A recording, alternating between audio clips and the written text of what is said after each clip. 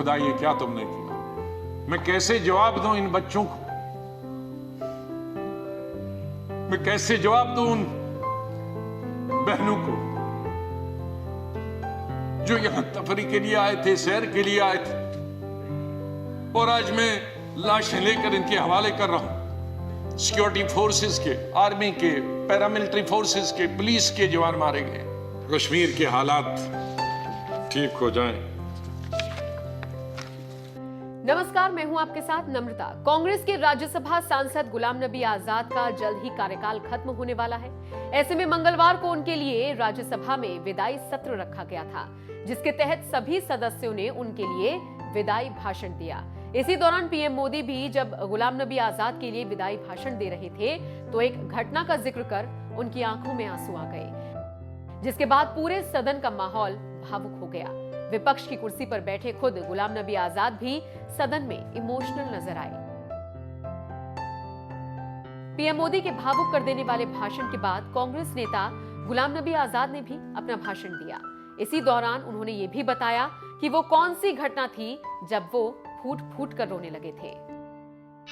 कब कब चिल्लाकर रोए गुलाम नबी आजाद। विदाई भाषण दे रहे गुलाम नबी आजाद ने बताया कि वो अपने माता पिता की मौत पर भी चिल्लाकर नहीं रोए थे, लेकिन उनकी जिंदगी में 5 मौके ऐसे आए जब वो फूट फूट कर रोने लगे थे। गुलाम नबी आजाद ने बताया कि जब संजय गांधी, इंदिरा गांधी और राजीव गांधी की मौत हुई तो इन तीनों हादसों पर मैं जोर से चिल्ला चिल्ला कर रोया, क्योंकि ये तीनों ही मौतें अचानक हुई थी। आमतौर पर किसी इंसान को सबसे ज्यादा दुख अपने माता पिता के खोने पर होता है, लेकिन गुलाम नबी अपने माता पिता की मौत पर भी चिल्लाकर नहीं रोए थे। उन्होंने खुद बताया कि अपने माता पिता की मौत पर मेरी आंखों से आंसू निकले, लेकिन मैं चिल्लाकर नहीं रो पाया था। मैं अपनी बात गृह मंत्री जी को स्टेटमेंट देना था, मैं उनका धन्यवाद करता हूं, और सबसे ज्यादा धन्यवाद मैं प्राइम मिनिस्टर का करता हूं कि आपने सबको सुना। आपने इतना समय, 2 घंटे से ज्यादा यहां समय दिया। आप बहुत भावुक हुए, और सच है, हकीकत। अगर सच बताएं सर, मेरे माता पिता की जब डेथ हुई मेरे आंखों से आंसू निकले, लेकिन मैं चिल्ला के रो नहीं पाया। मैंने जिंदगी में सिर्फ चिल्ला के रोया, और जब रोता है इंसान तो वो कोई चिल्ला के रोने के लिए तो आपको आर्टिफिशियल होने की जरूरत नहीं। वो थी पहली संजय गांधी की मौत, इंदिरा गांधी की मौत, राजीव गांधी की मौत। अलग अलग जगह थी, क्योंकि तीनों मौतें अचानक हो गई थी। शायद अगर नेचुरल मौत होती तो वो चीख नहीं निकलती। चौथी बार मैं चिल्लाकर तब रोया जब ओडिशा में था। उस किस्से को याद करते हुए गुलाम नबी आजाद ने बताया, मैं अपने पिता को लेकर अस्पताल गया था। उन्हें कैंसर था। डॉक्टर ने बोला कि 21 दिन आप कहीं मत जाओ। इसी बीच मिसेस गांधी का शाम को फोन आया और मुझे उड़ीसा जाने के लिए बोला गया। मैं अपने पिता को छोड़कर उड़ीसा चला गया। वहां जब मैंने सैकड़ों लाशों को समंदर किनारे तैरते हुए देखा तो मैं चिल्लाकर रोया। और चौथी थी जब सुपर सुनामी आ गया था उड़ीसा में 99। मैं हॉस्पिटल गया अपने पिताजी को दिखाने के लिए, और उन्होंने कहा कि इनको गैलेपिंग कैंसर है। मुझे तब तक ये गैलेपिंग कैंसर का नहीं, कैंसर मालूम, गैलेपिंग। तो मैंने पूछा इसका क्या मतलब हुआ, कि ज्योग्राफिकल रेशो से बढ़ता है, 2 का 4, 4 का 8, 8 का 16, 16 का 64, जो बढ़ जाता है, और इसकी अपर लिमिट है 21 दिन। तो 21 दिन आप कहीं मत जाओ। दोपहर को मैं ये लेके आया, और सुबह हमने प्रोग्राम बनाया कहीं जाने का, इनको घुमाएंगे। मिसेस गांधी का शाम को फोन आया कि वहां साइक्लोन है, कोई दूसरे जनरल सेक्रेटरी हैं वो जाना नहीं चाहते, और तुम ही जा सकते हो। अब मैं उनको कहता कि मैं, अगर मेरे डॉक्टर ने ये कहा है तो कहेंगी बहाना कर रहा। तो मैं अपने पिताजी को छोड़कर, मैंने कहा 2 दिन में वापस आऊंगा। गुजरात के, ये उड़ीसा के लोगों के लिए एक नई बात कहता हूं, क्योंकि इसका लुल्लू, इसका गवाह था, वो इस दुनिया में नहीं रहा। हमारे कांग्रेस का यंग लीडर था, यूं बहुत हाउस होल्ड नेम है आज भी। उड़ीसा जब एयरपोर्ट पे पहुंचा तो 1000 आदमी था, लड़के। तो कहा सर पैदल चलना है क्योंकि सारे पेड़ जो हैं, शहर पानी में है और सारे पेड़ सड़कों पर हैं, तो ये 10-12 किलोमीटर पैदल चलना हो। चले हम। तो सबसे बड़ा काम क्या था पहला, और मिनिस्टर कोई नहीं, चीफ मिनिस्टर भाग गए थे, मिनिस्टर भाग गए थे, कोई एडमिनिस्ट्रेशन, कोई दुकानें तोड़कर मैंने उनकी लिस्ट बनाई पुलिस की मदद से कि उनको पैसे देंगे बाद में। हमने हथियार लिए जंगल काटने के 3 रातें और 3 दिन। और अटल जी से जाते ही मैंने फोन पे संपर्क किया, अटल जी प्राइम मिनिस्टर, कि ये स्थिति है और हम सड़क तैयार करेंगे, तब आप आइए ताकि हम वहां समंदर तक पहुंच जाएं। 3 रात और 3 दिन हम तकरीबन 1000 लड़के यूथ कांग्रेस के मैंने लगाए काटने में और सड़क। फिर पीएम को फोन किया, फिर वो हेलीकॉप्टर से आए, फिर उनसे राशन मंगाया, फिर उसके बाद मैंने सोनिया गांधी जी को कहा। तो और वहां मैं रोया जब मैंने लाशें देखी, सैकड़ों लाशें तैर रही थी जब हम समंदर के किनारे तक पहुंचे, वहां मैं चिल्ला के रोया। वो 4थी दफा था। बता दें, ये मिसेस गांधी सोनिया गांधी ही थी जिन्होंने उन्हें ओडिशा जाने के लिए कहा था। और गुलाम नबी आजाद भी पिता को छोड़कर निकल गए ओडिशा, जो पार्टी के प्रति उनके समर्पण को दिखाता है। जब 5वीं बार फूट फूट कर रोए गुलाम नबी आजाद ने सदन को बताया कि वो 5वीं बार कब चिल्ला कर रोए थे। उन्होंने कहा, मैं 5वीं बार चिल्लाकर तब रोया जब गुजरात के यात्रियों पर कश्मीर में आतंकी हमला हुआ था, और जिस घटना का जिक्र करते हुए पीएम मोदी भी भावुक हो गए। गुलाम नबी ने बताया, टूरिस्ट बस में गुजरात के लोग आए थे जिसमें आतंकियों ने ग्रेनेड लगाया और लोगों की मौत हो गई। जब मैं एयरपोर्ट पर पहुंचा तो वहां छोटे छोटे बच्चे थे, वो रो रहे थे, मेरी टांगों से लिपट गए तो जोर से मेरी आवाज भी निकल गई, ऐ खुदा तूने ये क्या किया। मैं कैसे जवाब दूं उन बच्चों को, उन बहनों को जो घूमने आए थे, और आज मैं उनकी लाशें उनके परिजनों को भेज रहा हूं। मैं 2005 में जब चीफ मिनिस्टर बना नवंबर में, और मई में जब दरबार कश्मीर में खुला, तो मेरा स्वागत गुजरात के मेरे भाइयों और बहनों की कुर्बानी से हुआ। मैं अभी 2 ही दिन पहले पहुंचा था, तो वहां स्वागत करने का मिलिटेंट का यही तरीका था कि आप हत्या करो गरीबों की तो वही स्वागत होता। उसका मतलब था कि हम हैं, इस गलतफहमी में न रहना। निषाद बाग जो कि राजभवन के साथ, वहां बस से उस पर लिखा था गुजरात की बस, उसमें हमारे तकरीबन 40-50 गुजरात के हमारे भाई बहनें टूरिस्ट, उस पे उन्होंने ग्रेनेड लगाया और मेरे ख्याल में दर्जन से ज़्यादा लोग वहीं हताहत हो गए और कई जख्मी हो गए। मैं फौरन तुरंत जगह पे पहुंचा, लेकिन तब तक पुलिस ने वो हटा दिया था। फिर मैं जैसे माननीय प्रधानमंत्री जी, इन्होंने भी डिफेंस मिनिस्टर से बात की, मैंने प्रधानमंत्री जी से बात की, जहाज आया मी-8 उनको लेने के लिए। लेकिन जब मैं एयरपोर्ट पे पहुंचा तो जाहिर है सिक्योरिटी वाले कहते हैं कि सीएम आ रहे हैं। तो एयरपोर्ट पे ये सब जाने के लिए तैयार थे। हमारे जख्मी भाई, छोटे छोटे बच्चे।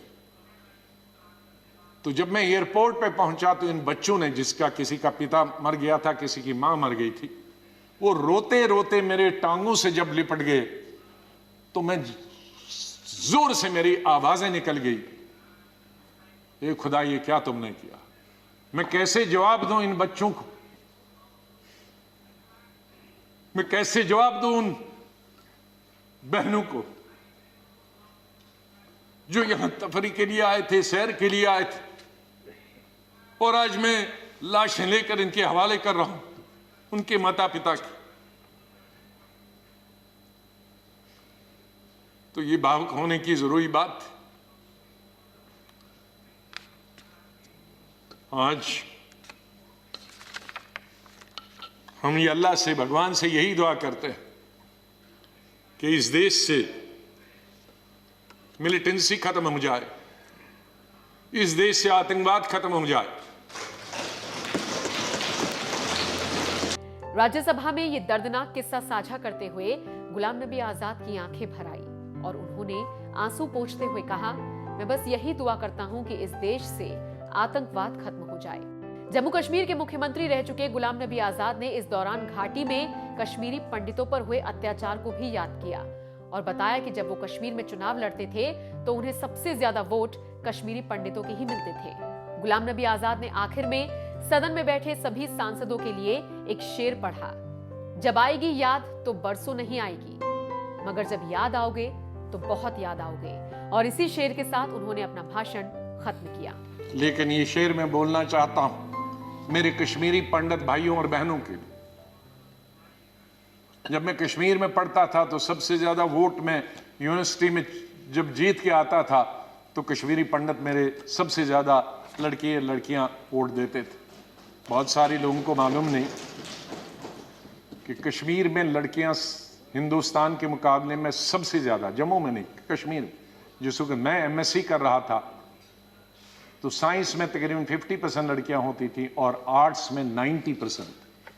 तो ओवरऑल ज्यादा लड़कियां पोस्ट ग्रेजुएशन पढ़ती थी। तो मैं जब यूनिवर्सिटी का इलेक्शन लड़ता था तो हमारे कश्मीरी पंडित लड़के हों या लड़कियां सबसे ज्यादा वोट मुझे 100% मिलते थे। मैं 99 भी नहीं कहूं।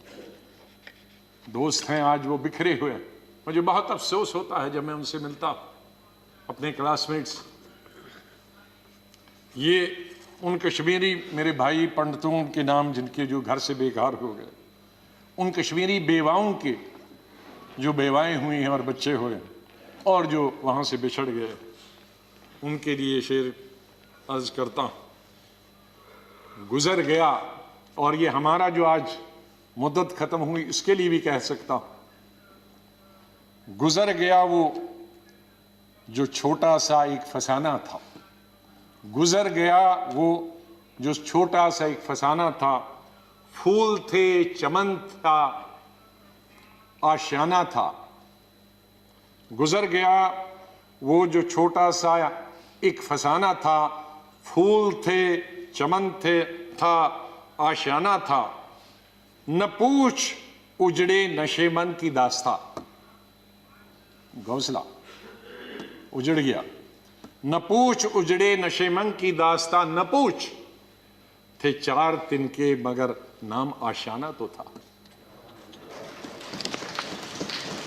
तो हम उस आशियाने को, आप दोनों यहां बैठे हैं, उसको फिर आशियाना बनाए जो इस वक्त उजड़ा हुआ है। उसके लिए हम सबको प्रयास करना। और मुझे, जैसे मैंने बताया, बहुत काम कर चुके हैं, सेवा कर चुके हैं, आशीर्वाद सबका मिला है। मैं यही कहूंगा, दिल ना उम्मीद तो नहीं नाकाम ही तो है। दिल ना उम्मीद तो नहीं नाकाम ही तो है। लंबी है गम की शाम, शाम ही तो है। इतनी लंबी होगी, सवेरा तो आई, विंटर में जरा लंबी होती है, तो लंबी है गम की शाम मगर शाम ही तो है। सवेरा तो फिर आ जाएगा। और आखिर में ये कहूंगा, चाहे हम याद यहां ना होंगे, लेकिन फिर उसके लिए कहूंगा, बदलेगा न मेरे बाद भी मौजूए गुफ्तगू। बदलेगा न मेरे बाद भी मौजूए गुफ्तगू। मैं जा चुका हूंगा फिर भी तेरी महफिलों में रहूंगा। माननीय चेयरमैन साहब, मैं आपका बहुत बहुत धन्यवाद करता हूं। आपके साथ काम करने का मुझे अवसर मिला। आप जब पार्टी के अध्यक्ष थे तब भी हमारी मुलाकात होती थी, जब आप मंत्री बने तब भी बात होती थी, जब यहाँ चेयरमैन बनने से, वाइस प्रेसिडेंट आप बनने से पहले आप पार्लियामेंट्री अफेयर्स मिनिस्टर थे और मैं एलओपी था, तब भी हमारे संपर्क है।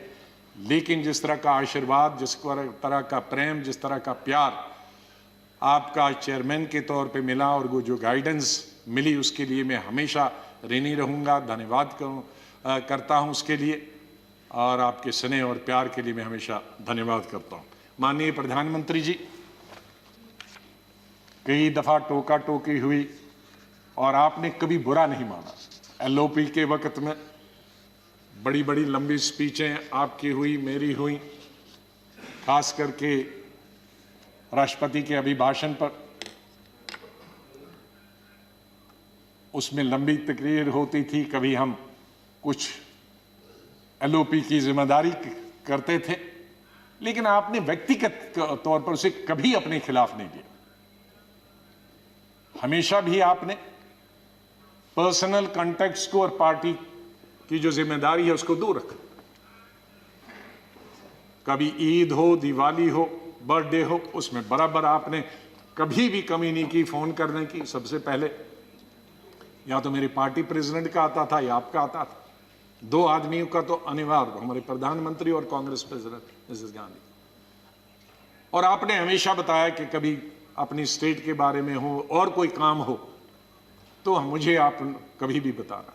मुझे याद है जब मैं राज्यसभा इलेक्शन लड़ने गया तो आपने कुछ कहा कि भाई आपको कुछ जरूरत है। मेरे का वो तो लड़ाई है, आपका कैंडिडेट है, मैं कैंडिडेट हूं, उसमें आप कुछ नहीं कर सकते। तो ये एक पर्सनल टच जो होता, आदमी भावुक हो जाता है, आदमी सेंटिमेंटल हो जाता है, आदमी इमोशनल होता है। और मेरे संपर्क तो विपक्ष के साथ आज से नहीं, जब पहली दफा मैं एमओएस बना था तब से लेकर आज तक, क्योंकि हम मिलके ही देश को चला सकते हैं। लड़ाई करके, गालियां देकर नहीं, हम अपनी बात अपने भाषणों के जरिए कर सकते हैं।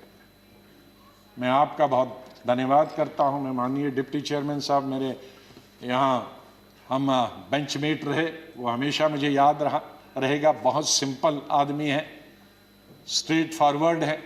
कभी कभी हम नाराज होते हैं स्ट्रेट फॉरवर्ड, लेकिन स्ट्रेट फॉरवर्ड हमेशा वो लोग नाराज होते हैं।